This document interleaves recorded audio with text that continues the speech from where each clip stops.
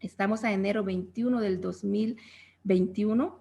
Damos gracias al Señor y en esta mañana vamos a pasar a la palabra y tenemos el privilegio de tener a nuestro pastor general, Pastor José Resino, de Iglesia Faro de Luz, nuestro pastor, el pastor suyo también en este momento, a donde quiera que usted se encuentre. Damos gracias al Señor. Pastor Resino, gracias. Le entrego el tiempo, entréguenos la palabra que usted tiene en esta mañana para nosotros. Gracias, hermana Iliana. Buenos días a todas las hermanas que día a día se han estado o siguen conectadas en este tiempo glorioso de oración. Créanme que el impacto que ustedes han hecho en la iglesia, y no solo en la iglesia, en la presencia de Dios, que es lo más importante, obviamente ha sido de mucha bendición. Y no duden que este esfuerzo que han realizado a través de todos estos meses tiene su justa retribución. Así que usted espere en medio de este tiempo de intercesión, espere su respuesta a la petición, al milagro que está pidiendo, a lo que usted por mucho tiempo ha estado orando. Hoy Dios nos permite unirnos en este tiempo de intercesión y gloria a Dios por ello. Amén. Así que quiero compartir un pasaje que lo compartí una vez, pero hoy voy a darle otro enfoque.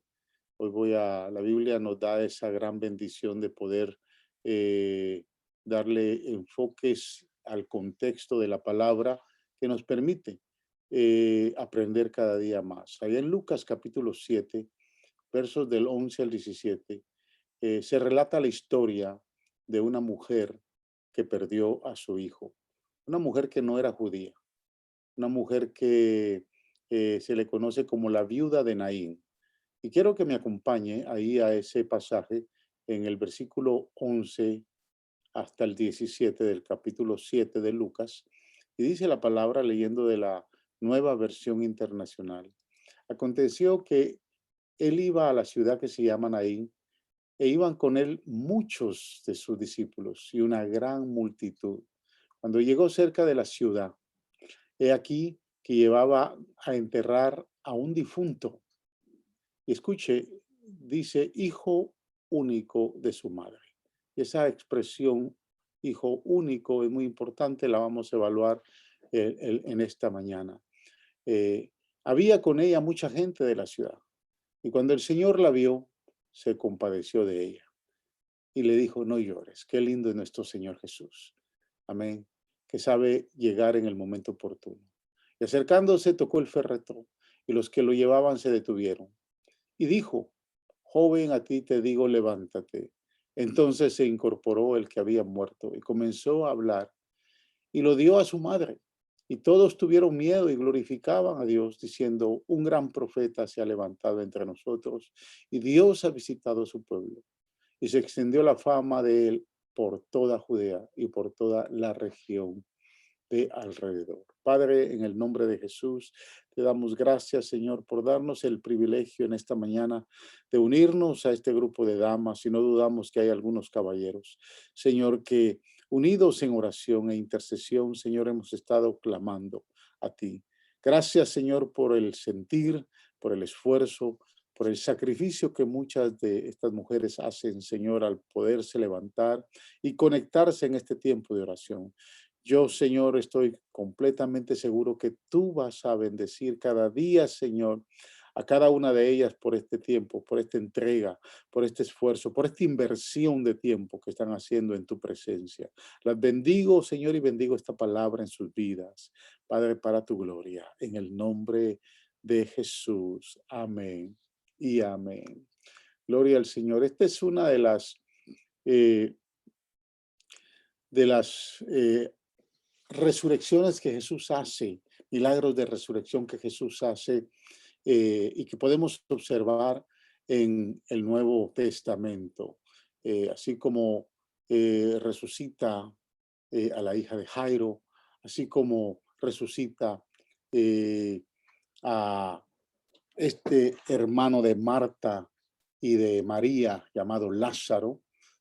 Aquí también vemos nosotros la intervención divina resucitando a la viuda al hijo de una viuda que pudiéramos pensar que si nos vamos al contexto de la mujer sirofenicia, pudiéramos reconocer que Jesús no hubiera tenido necesidad de hacer este milagro, porque esta mujer no era judía. Cuando la mujer sirofenicia se acerca a Jesús pidiendo para que su hija sea liberada, Jesús le dice, no he venido para poder asistir y ayudar a todos. El Señor me ha enviado a los hijos de la casa de Israel. Sin embargo, la mujer sirofenicia, dice la palabra, que empieza a clamar y a pedir misericordia, diciéndole al Señor que también los perrillos comen migajas que caen de la mesa de los hijos. Así que en ese contexto pudiéramos pensar que esta mujer eh, viuda de Naín tal vez no hubiera podido esperar un milagro de Jesús. Pero el pasaje que leímos nos da dos conceptos de la gracia del Señor que me llaman mucho la atención y que son los que yo quiero compartir con ustedes en esta hora. Porque cuando hablamos de la gracia, hablamos de Jesús. La gracia se manifiesta en la persona de Jesús. Cuando hablamos de la gracia en el Nuevo Testamento, estamos hablando de la persona de Jesús. Amén, del Hijo, de el Mesías, del Rey Redentor. La gracia se manifiesta y fluye a través de Jesús. Por eso es que lo primero que me llama la atención es el encuentro, porque los encuentros con Jesús no son coincidencias. Amén. Eh, Llegan en el momento oportuno y la gracia siempre va a llegar en el momento oportuno. Observe los versos 11 y 12. Dice, poco después se fue a una ciudad llamada Naín e iban con él sus discípulos y una gran multitud. Y cuando se acercó a la puerta de la ciudad, dice la palabra, he aquí que llevaban a un difunto, era el hijo único de su madre y ella era viuda. Y un grupo numeroso de la ciudad estaban con ella. Habían dos multitudes, una que venía saliendo de la ciudad acompañando a esta viuda que iba bañada en lágrimas y con mucho dolor en su corazón porque iban a enterrar a su único hijo, al único que ella tenía y que había fallecido. Pero venía otra multitud acompañando a Jesús, una multitud de discípulos, no eran solamente los 12, eran un grupo de discípulos que seguían a Jesús y las dos multitudes se encuentran. Jesús está a punto de entrar en la ciudad de Naín y simultáneamente ve que hay un féretro que está saliendo, que se encuentra con esa multitud. Ahora, podríamos preguntarnos, ¿sería una simple coincidencia la llegada de Jesús en ese momento? ¿O realmente fue la intervención divina de la gracia que estuvo ahí?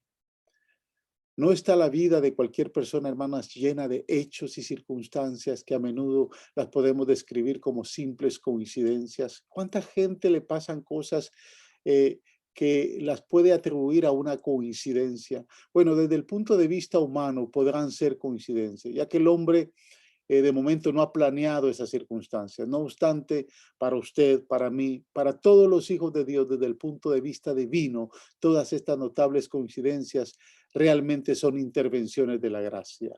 Génesis capítulo 22, versículo 13 relata cuando Abraham necesitaba algo que sacrificar como el sustituto de Isaac.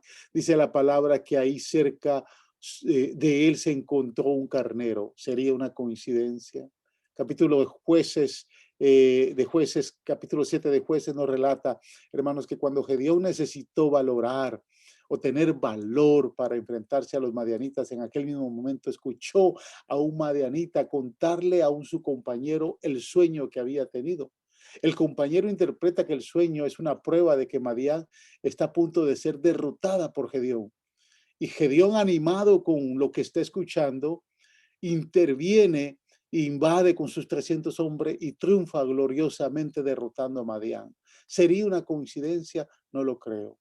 Cuando Ruth, la moabita, sale al campo para juntar algunas espigas que quedaban de la cosecha, dice la palabra que había muchos campos donde ella pudo haber ido, pero no era coincidencia que el campo a la que ella sale era el campo de un hombre llamado Booz.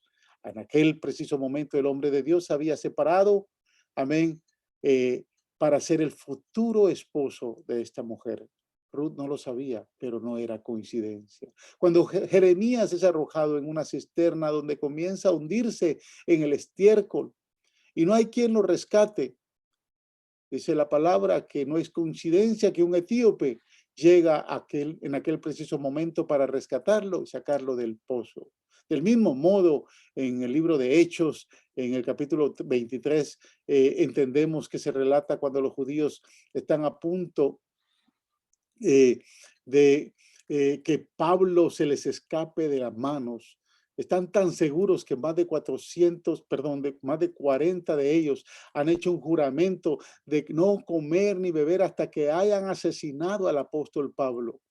No es coincidencia que en ese mismo momento el sobrino de Pablo aparece, se entera de la conspiración y el tío Pablo es rescatado. ¿Fueron todas estas intervenciones, hermanos, de la gracia de Dios o fueron simplemente coincidencias? Quiero decirle que en Dios no hay coincidencias. El Dios que nosotros servimos no se deja llevar por coincidencias, ni por encuentros extraños, ni por momentos raros. En Dios no hay coincidencias, en Dios existen cristodencias. Existen momentos donde Cristo va a intervenir, va a aparecer, momentos que la gracia ha separado para sorprendernos, para que esta viuda, hermanos, haya sido sorprendida. No fue un momento extraño, no fue una coincidencia, algo que ya estaba en el corazón del Señor. No fue simplemente que la hora se juntó cuando venían estas dos multitudes. Fue que Cristo, hermanos, separó ese momento para encontrarse con esa mujer, no en el cementerio, hermanos, no dentro de la ciudad, sino saliendo de la ciudad. Y el encuentro con Jesús había sido no una coincidencia, fue un tiempo de gloria, un tiempo de gracia. Dios había preparado ese momento para intervenir con su gracia. En cualquier momento, hermanos, la gracia de Dios le va a sorprender, va a intervenir en su necesidad. Sus hijos son tan importantes para Dios que lo que está pasando hoy no es una coincidencia. El problema que está teniendo en su matrimonio, hermanos, no es simplemente un problema ajeno a la vista del Dios Todopoderoso, amén, donde Él quiere intervenir y no ha sido coincidencia que ese problema llegó hoy a principio de año, no ha sido coincidencia que esa necesidad llegó hoy a principio de año, no ha sido coincidencia que, hermano, la circunstancia que usted está viviendo hoy mismo no es una coincidencia, simplemente el tiempo, el momento donde la gracia va a aparecer, amén, donde Dios va a intervenir en su problema, en su enfermedad, en su necesidad, en el alejamiento de sus hijos del Señor. Todos estos no son coincidencias, es la oportunidad que Dios está buscando para derramar de su gracia, amén, en este principio de año. Yo no sé cuántas de ustedes han visto que las situaciones adversas que tal vez usted viene cargando desde el año pasado simplemente no son coincidencias, son la necesidad de Dios, amén, de intervenir en su problema y en su necesidad. Dios quiere que usted abra su corazón, que usted, hermana, abra su entendimiento y que usted pueda entender que lo que hoy está sucediendo es porque la gracia del Todopoderoso quiere intervenir en esa necesidad. Lo segundo que yo quiero compartir con ustedes es que la gracia está llena de compasión y se manifiesta de manera única. Yo quiero que observe lo que dijo esta mujer en el verso 12. Ella dijo, dice el verso 12 dice, era el hijo único de su madre y ella era viuda. La muerte que llevaba era el hijo único de esta mujer y esta mujer era viuda. Esto lo identifica como un caso muy singular, como un caso muy único. Pero es interesante observar que la Biblia enseña que la gracia siempre responde a estos casos únicos. De momento usted dice, yo soy la única que está pasando por este problema. Solo a mí me está pasando esta situación. Pero yo quiero decirle que hay casos únicos en la Biblia donde personas pensaron lo mismo, pero donde la gracia de Dios intervino. Cuando Jairo está postrado en dolor, ahí en el capítulo 8 de Lucas, dice la Biblia que está postrado por el dolor de su hija. La palabra del Señor enseña que él vino a Jesús. Dice que era un principal de la sinagoga y se postró en dolor a los pies de Jesús y le rogaba que entrase a su casa y le decía, es mi única hija, es la única que tengo. Tiene 12 años y está a punto de fallecer. Lucas capítulo 9 también señala que Jesús cuando desciende del monte de la transfiguración, hay un hombre que le está esperando porque los discípulos no han podido hacer nada con él. Y dice la palabra que este hombre se acercó a Jesús clamando, diciendo, Maestro, te ruego que veas a mi hijo, pues es el único que tengo, es el único que tengo. O sea, no solo Jairo clamó este hombre pensando que era su único hijo y obviamente esa única oportunidad estaba falleciendo. Con la muerte de este hijo único, la fuente de su sostén y de protección que tenía esta mujer se estaba esfumando. Y la esperanza de perpetuar la línea familiar de esta mujer estaba desvaneciendo. Sería, hermanos, esta muerte después de la prematura muerte de su marido, aunque la Biblia no lo dice, una prueba dura para su fe en un Dios que ella ama y que cuida. Quiero preguntarle, ¿será que sus problemas son los únicos problemas que usted piensa que tiene y que realmente es una prueba muy dura a su fe en un Dios que le ama y en un Dios que le cuida? Si bien el texto bíblico con esta mujer no indica que realmente había fallecido su esposo anteriormente, la condición de esta mujer era muy trágica, era muy fuerte. Hay algunos elementos que cuando observamos el texto bíblico nos llena de mucha tristeza, porque definitivamente esta mujer tenía un marido, amén, que había fallecido. Si no hubiese fallecido, no hubiese dicho que era viuda. La mujer era viuda. No sabemos a qué edad enviudó, pero su marido había muerto. Esto la había hecho, hermanos, a una mujer sufrida, hacerse creedora de una condena moral de la gente, pues se consideraba que toda desgracia de salud o muerte tenía un origen espiritual o moral. Esa era la teología de la época, pensar que cualquier circunstancia adversa, difícil, problema, enfermedad o viudez era producto, hermanos, de una situación espiritual. Posiblemente mucha gente la criticaba porque de momento pensaban que esa mujer había pecado y que por eso había perdido a su marido y ahora perdía a su único hijo, como el caso de Job. Lo criticaron, violaron su integridad porque pensaron que todo lo que le estaba pasando era producto de un pecado.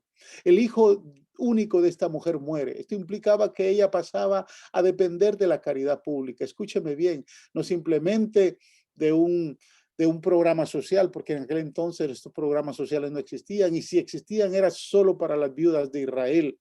Esta mujer tenía que ahora depender de las limosnas de la gente. Era una mujer sola. Eso ya era una gran desventaja, demasiado cruel en una sociedad de la de su tiempo. Era una mujer gentil, no podía gozar de los mismos beneficios que las viudas judías. Definitivamente esta mujer, el cuadro bíblico nos muestra una mujer sufrida, una mujer con mucho dolor, una mujer que no tiene esperanza. Pero no importa qué tan trágicas sean las circunstancias que puede vivir cualquier mujer, hermano. Desde la perspectiva humana, siempre podrán ser únicos momentos, únicos problemas, la única enfermedad, la única tragedia que usted pueda estar viviendo. Y aunque otros no se identifiquen con su dolor y su necesidad, hay un Dios todopoderoso que sabe identificarse con su necesidad, pues Él también entregó, escúcheme bien, a su único hijo para que usted y yo alcancemos salvación. O sea que esos pensamientos que somos los únicos sufriendo, piense que Jesús fue entregado como único hijo por usted y por mí. Dice el verso 13, cuando el Señor la vio, se compadeció de ella y le dijo a aquella mujer, no llores, no llores más. Algunas otras traducciones bíblicas señalan, una traducción dice, su corazón fue movido a compasión por ella. Jesús estaba profundamente conmovido con el dolor, el sufrimiento y la desgracia de esta mujer. El Señor siguió tres acciones bien poderosas. En primer lugar, dice el verso que la vio. En segundo lugar, dice que se compadeció de ella.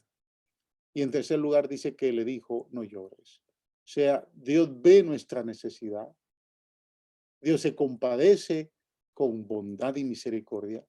Y Dios nos consuela con palabras que van a traer aliento y consolación. Escúcheme, Jesús no vio un muerto. Él vio a una mujer que lo había perdido todo. Por ello se compadeció.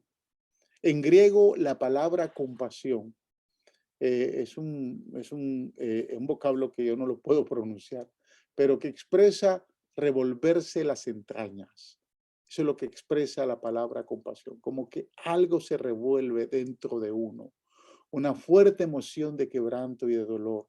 Lo que implica, hermanos, que el corazón de Jesús se dolió por esta viuda en su profundo pesar. Cuando Jesús ve a aquella mujer salir de la ciudad, ve precisamente, hermanos, no solo la necesidad, sino dice que algo interno, las entrañas de Jesús fueron removidas, que él llegó a tener compasión. Es que el corazón de Jesús, hermanos, siempre se duele por nuestras desgracias, por nuestras necesidades y por nuestros problemas. Téngalo por seguro, que el Señor ya vio su necesidad. El Señor se ha compadecido de esa necesidad. Y hoy Dios le está diciendo, estoy a punto de intervenir en tu problema. Dios está trayendo una palabra en este principio de año para que usted vea que usted no es la única que está sufriendo, sino que Dios está viendo su único dolor, su único problema, su única desgracia y está a punto de intervenir en ella. Pero quiero preguntarle algo. ¿Es su compasión semejante a la nuestra? ¿Es la compasión de Jesús semejante a la nuestra? Podemos sentir el mismo dolor y la compasión por aquellos que están en necesidades similares. Podemos sentir lo mismo que Jesús sintió. A menudo la compasión entre los hombres pecadores es fingida, no es genuina. Pero por el lado de Jesús, cuando la Biblia dice que Jesús se compadecía, lo hacía de corazón. Su compasión era genuina. Era una compasión profunda. Él se preocupaba por los enfermos, por los tristes, por los afligidos, hermanos, al grado que Isaías escribió la compasión de Jesús como que Él llevó todas nuestras enfermedades y sufrió todos nuestros dolores. La compasión puramente humana, hermanos, a menudo es muy impotente, es muy limitada, nos deja sin posibilidades. A veces no podemos hacer y poder suplirle la necesidad a todos. A veces nos vemos imposibilitados en poder hacer algo. El día de ayer recibí un texto que me fue muy extraño. Se lo presenté a mi esposa porque la persona que me estaba mandando el texto por WhatsApp tenía su fotografía ahí. De hecho, se parecía a una hermana de Faro de Luz. No sé si era de allá de North Houston o de Katy, pero tenía mucho parecido a una hermana. Y me ponía en el texto. Primero me saludó de una manera inusual. Las personas que se refieren a mí siempre me dicen, Dios le bendiga, pastor, ¿cómo está, pastor? Pero el texto decía, hola, ¿cómo estás? Y me causó curiosidad. Entonces le pongo y le escribo, no sé quién me escribe. ¿Podría decirme su nombre? Y me dice, soy una hermana y quiero pedirte, me tutea, realmente me fue muy extraño. Quiero pedirte si me puedes mandar $300 porque estoy en una grave necesidad. Eh, Quiero decirle que hubiera podido compadecerme de esa necesidad, pero vi que la necesidad no era genuina. Vi que la necesidad realmente era buscar dinero y estaba tocando puertas a cualquiera, porque ni siquiera me identificó como pastor. Aunque me hubiera identificado como pastor, si es una hermana de la iglesia, hubiera entrado en una conversación y hubiera conocido más su necesidad. Y créanme que Dios hubiera movido mi corazón a compasión y de alguna manera le hubiéramos podido ayudar. Lo cierto es que la compasión puramente humana, hermanos, es a menudo impotente. Muchas veces también puede ser que la necesidad sea genuina, puede ser que la necesidad sea profunda, y no podemos nosotros tener todos los recursos para poder suplir esa necesidad. Nos ha pasado muchas veces. Tal vez no tenemos los recursos para poder llegar a intervenir y poder recurrir a esa necesidad. Mucho menos no tenemos la capacidad de sanar, pero quiero decirle que la compasión que mostró nuestro Señor realmente ayudó, fue efectiva, fue fructífera. Los versos 14 y 15 dice que él se acercó al féretro, tocó el féretro y los que llevaban el féretro se detuvieron. Y Jesús le dijo al joven, a ti te digo, levántate. Jesús ve la necesidad de la mujer, ve la necesidad de la madre, pero al joven le dice, levántate. Y dice la palabra en el verso 15 que el joven se incorporó y comenzó a hablar. Y entonces él se lo entregó a su madre. Tocar el féretro para Jesús, hermanos, de acuerdo a la ley, era considerarse una persona inmunda.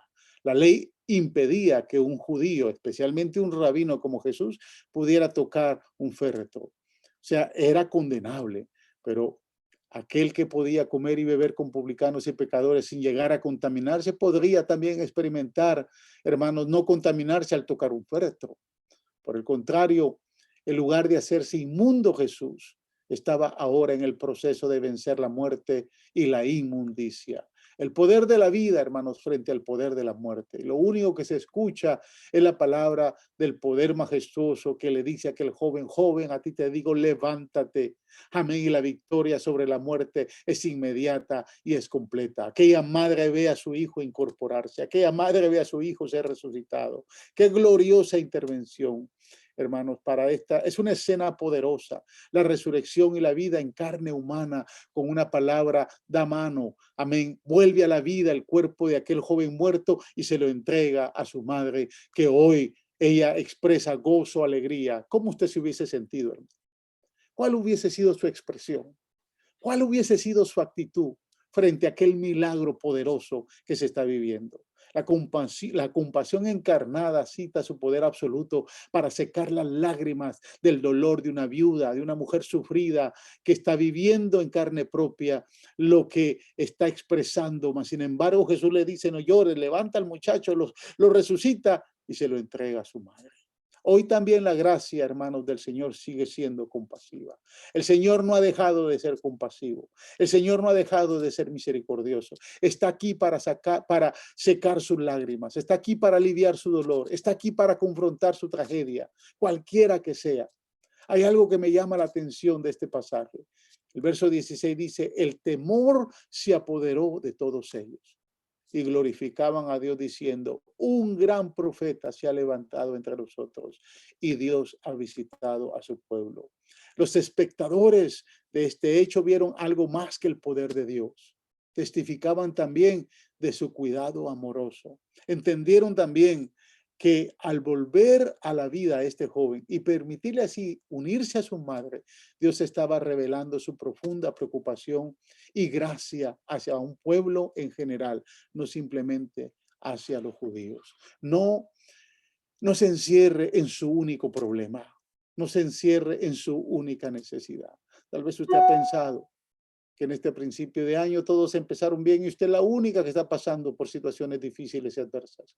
Tal vez usted ha pensado que todos empezaron sanos en este nuevo año y que usted todavía sigue viviendo con su única enfermedad. Quiero decirle que hay gracia, hay compasión desde la cruz. Hay compasión desde el corazón de un Cristo resucitado que sabe resucitar problemas, que sabe sanar enfermedades, que sabe resolver situaciones difíciles y adversas, que tal vez la compasión humana de un familiar querido y amado no puede llegar, pero el Dios Todopoderoso ha llegado a su necesidad. El interés, hermanos, de Jesús no solo fue para esa madre. Note lo que dice, Dios ha visitado a su pueblo. Y es que siempre Dios ha sido y será la intención de Dios de visitar a su pueblo. Dios está a punto de visitar su problema. Dios está aquí, hermanas, para visitar su necesidad, su condición, cualquiera que sea. Quiero leerles para terminar una reflexión o ilustración que me llamó la atención cuando la encontré y se titula Lágrimas de mujer. Quiero preguntarles cuántas de ustedes han llorado. ¿Cuántas siguen llorando? ¿Cuántas en esta mañana, en este tiempo de intercesión, derramaron lágrimas ante la presencia del Señor? Quiero que escuche esta reflexión. ¿Por qué lloras, mamá?, le preguntó un niño a su madre. Ella contestó, porque soy mujer. Pero yo no entiendo, dijo el niño. Su madre se inclinó hacia él y abrazándolo le dijo, y nunca lo entenderás. Más tarde el niño le preguntó a su padre, papá, ¿Por qué mamá llora a veces sin ninguna razón? Y el padre le contestó, todas las mujeres lloran siempre sin ninguna razón, hijo. Era lo único que le pudo decir el padre. El pequeño creció y se convirtió en un todo hombre. Y preguntándose todavía por qué era que las mujeres lloraban, un día el niño convertido en un hombre se arrodilló y le preguntó a Dios, ¿por qué lloran tan fácilmente las mujeres? Nos preguntamos muchos hombres hoy en día. Dios le contestó, cuando hice a la mujer tenía que ser algo especial. Hice sus hombros suficientemente fuertes como para cargar el peso del mundo entero, pero a la misma vez lo suficientemente suave para confortar a quien lo necesite. Le di una inmensa fuerza interior para que pudiera soportar el dolor de dar a luz y hasta el rechazo que muchas veces proviene de sus propios hijos. Le di una dureza que le permite seguir adelante y cuidar a su familia a pesar de las edades y la fatiga y sin quejarse aun cuando otros se rinden. Le di la sensibilidad para amar a un niño bajo cualquier circunstancia, aun cuando su niño le haya lastimado mucho. Esa misma sensibilidad que hace que cualquier tristeza, llanto, dolor de niño desaparezca y que le hace compartir las ansiedades y miedos de la adolescencia e incluso de la edad madura. Le di la fuerza suficiente para que pudiera perdonar las faltas a su esposo y la moldeé de sus costillas para que ella pudiera cuidar de su corazón. Le di sabiduría para saber que un buen esposo nunca lastimaría a su esposa y a veces le pongo pruebas para medir su fuerza y su determinación para mantenerse a su lado a pesar de todo. Le di lágrimas de las reales, le di lágrimas de las reales que brotan de ella exclusivamente cuando su ser necesita expresarse más allá de sus palabras. Esa es su única debilidad, lágrimas que piden perdón por los errores y la dureza del corazón de la humanidad. Le doy gracias, hermanos, a Dios por haber creado a la mujer. Y yo personalmente le doy gracias a Dios por mi madre, por mi esposa y por todas ustedes, mis amadas hermanas de Faro de Luz, que se esfuerzan día a día a llorar y a buscar de la presencia de Dios cuando intervienen cada mañana y buscan el rostro del Señor. Pero también quisiera darle gracias a aquellos hombres que tienen mujeres en sus vidas y les pido que aprendan a valorar y a conocerlas en la dimensión que Dios las creó. Las lágrimas de una mujer, como aquellas lágrimas que brotaban de aquella viuda que salía de la ciudad de Naín y que Jesús le dice, no llores más, son lágrimas que siempre se van a expresar. Tal vez nadie ha podido entender su dolor. Tal vez nadie ha venido a tomar sus lágrimas, pero quiero decirle que hay un Dios todopoderoso que ya tomó sus lágrimas y que las tiene en su redoma y que sabe identificarse con su dolor. Créame que Dios en su redoma ha acumulado todas sus lágrimas y no las ha ignorado. Él está a punto de intervenir con su gracia, amén, y con su poder. Dios le bendiga, hermanas. Dios les guarde. Gracias por darme la oportunidad una vez más de compartir con ustedes en esta mañana y será hasta una próxima. Amén, que me permita nuevamente intervenir. Gracias, hermana Ileana. Bendiciones. Amén, amén. Bendecimos la vida de nuestro pastor. Gracias, pastor, por esa hermosa palabra. Y en Dios no hay casualidades, hay diosidades. Y déjenme contarles que a lo mejor usted está diciendo, lo que decía nuestro pastor, esa situación que yo estoy viviendo es única o solamente a mí me está pasando. Deje darle testimonio que el mismo Dios que resucitó al hijo de esta viuda, el día de ayer, hermanas, quiero darles este testimonio porque es conforme a la palabra. Hace unos días estábamos orando por un señor que su nombre es Manuel Osorio. Sabe que el día de ayer lo estaban desconectando porque los doctores decían que ya no había vida. Y en ese momento, cuando estaban desconectando a ese hombre, el Señor le dio otra oportunidad. El hombre pudo levantarse de esa cama. Cuando el hombre dice que ya no hay nada que hacer, esos encuentros, ese hombre tuvo un encuentro y ese encuentro, cuando tenemos un encuentro con el Señor, cosas grandes, cosas maravillosas pasan en nuestras vidas. Aquello que estaba muerto resucita. Así que qué precioso lo que es. Sigamos creyendo. Decía nuestro pastor, siga orando, siga clamando, porque el día de su milagro ya está. Dios, hermano, contesta. No contesta al mismo tiempo, pero sí contesta. Crea que Dios contesta. No pierda la fe, no pierda la esperanza, porque esa mujer iba a enterrar su hijo. A lo mejor había perdido toda la esperanza, ¿no? Porque no se había visto un milagro como ese. Pero después de ahí, si nosotros estamos escuchando que Dios sigue levantando gente, sanando, también lo hará en nuestras vidas, lo hará con el milagro, con la petición que usted tiene delante del trono de la gracia. Damos gracias al Señor y bendecimos la vida de nuestro pastor. Gracias, pastor, por esa palabra que